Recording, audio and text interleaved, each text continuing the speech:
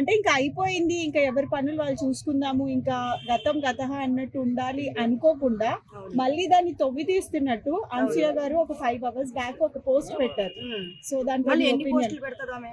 అదే మొన్నటికి మొన్న బీచ్ల్లో పోస్టులు పెట్టింది, నేను ఇంతే, నేను ఇదే ఉంటాను, నేను స్వేచ్ఛగా ఉంటానని పెట్టింది పాపము. అవన్నీ సిగ్గు లేకుండా అందరు చూస్తున్నారు, ఆమెకు సపోర్ట్ చేస్తున్నారు. తర్వాత ఇంకో ఏ పోస్ట్ ఏం పెట్టింది, ఇక్కడ చూడండి, నేను చదువుతాను. ఆ పోస్ట్ అనేది ఆమెకి మాత్రము బాగుండదు, అలాంటి అనసూయ లాంటి వాళ్ళకి బాగుండదు అనమాట. ఎలాంటి వాళ్ళకి బాగుంటుంది పోస్టు? ఏమని పెట్టింది? హీరోయిన్ తెరపై కాదు, సత్యం మాట్లాడే ధైర్యం, సొంత దారి నడిచే శక్తి, సరైన దానికి నిలబడే గుండె, అదే నిజమైన హీరోయిన్, మిగతా వాళ్ళు కేవలం నటులు మాత్రమే. అంటే దానికి అర్థం ఏంటి? చెప్పండి. ఆమె రియల్ హీరోయిన్. నువ్వు నవ్వకమ్మా, నీకు కూడా చూపిస్తాను చూడిది. నువ్వు చదువు, అక్కడ ఏం రాసిందో చదువు. అక్కడ అంటే గుండె ధైర్యం ఆమె రియల్. ఆమె మనమంతా ఫేక్. చాలా బాగా పెట్టావమ్మ పోస్టు, చాలా మంచిగా పెట్టావు నువ్వు. ఎందుకంటే అనసూయ, నీకు ఈ పోస్ట్ పెట్టడానికి సిగ్గుండాలి. ఇది మనలాంటి వాళ్ళు పెడితే చల్లుతుంది, ఇంకా వేరే సెలబ్రిటీస్ పెడితే చల్లుతుంది. నువ్వు చెప్పావు కదా, ఇది పెడితే ఇది నీకు సూట్ కాదు. ఎందుకంటే ఇప్పుడు అన్వేష్ గురించి నువ్వు ఒక ఆడదానివి, అన్వేష్ ఈ విధంగా మాట్లాడుతుంటే నువ్వు బయటకు వచ్చి మాట్లాడావా? దానికి పెట్టు పోస్టులు. ఏమని పెట్టాలి? మన సీతమ్మ తల్లిని అవమానించాడు, మన ద్రౌపదిని అవమానించాడు, తీసుకొని వెళ్ళి అప్పట్లో రేప్ చేశాడు అన్నప్పుడు నీ నోరు పడిపోయింది. నీకు అప్పుడు పోస్టులు పెట్టడానికి నీకు చేత కావట్లేదు.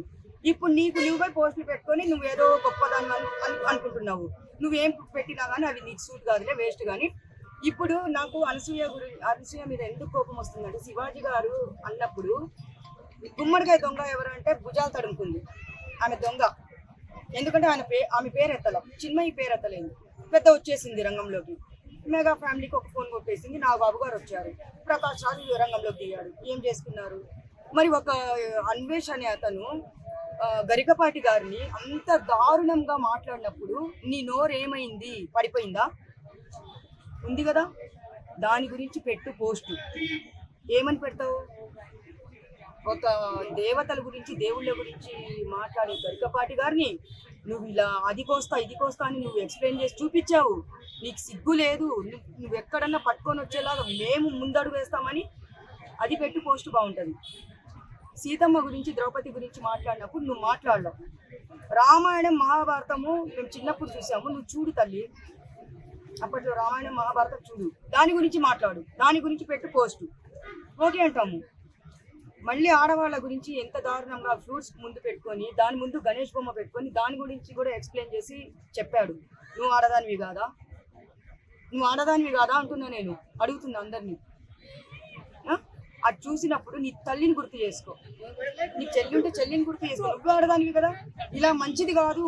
ఎందుకు ఇలాగా? మనం ఆడవాళ్ళందరం మహిళా శక్తి, దేంట్లో తగ్గమనేలాగా నువ్వు అందరినీ పిలుచుకుంటున్నావు ముందుకి.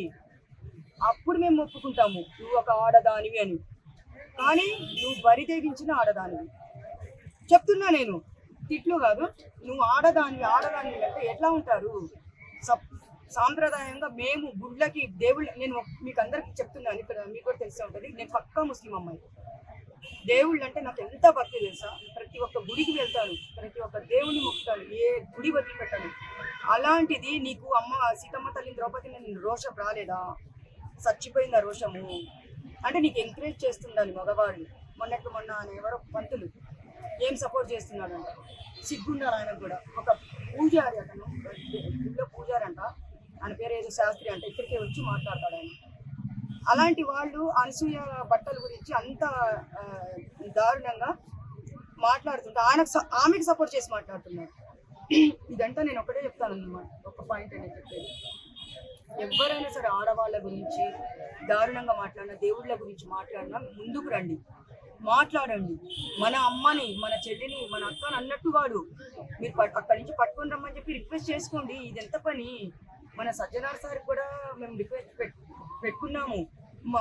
మొన్న కరాటే కళ్యాణి గారు కూడా మన పంజాగుట్ట పిఎస్లో కేసు పెట్టారు. అలా వెళ్ళి పెట్టండి, అందరూ పెట్టి అక్కడి నుంచి తీసుకొని వస్తే అప్పుడు బాగుంటుంది అంటున్నా నేను. నీకైతే ఇలాంటివైనా సూట్ కావు తల్లి, నీకు తగ్గట్టు నువ్వు పెట్టుకో. నువ్వు బీచ్లకు వెళ్ళి చూపించుకుంటావో, నువ్వు బట్టలు లేకుండా తిరుగుతావో ఆ పోస్టులు పెట్టు, ఎందుకంటే నీకు అది చెల్లుతుంది. కానీ ఇది మాత్రం నీకు సూట్ కాదు, అది చెప్తున్నాను నేను.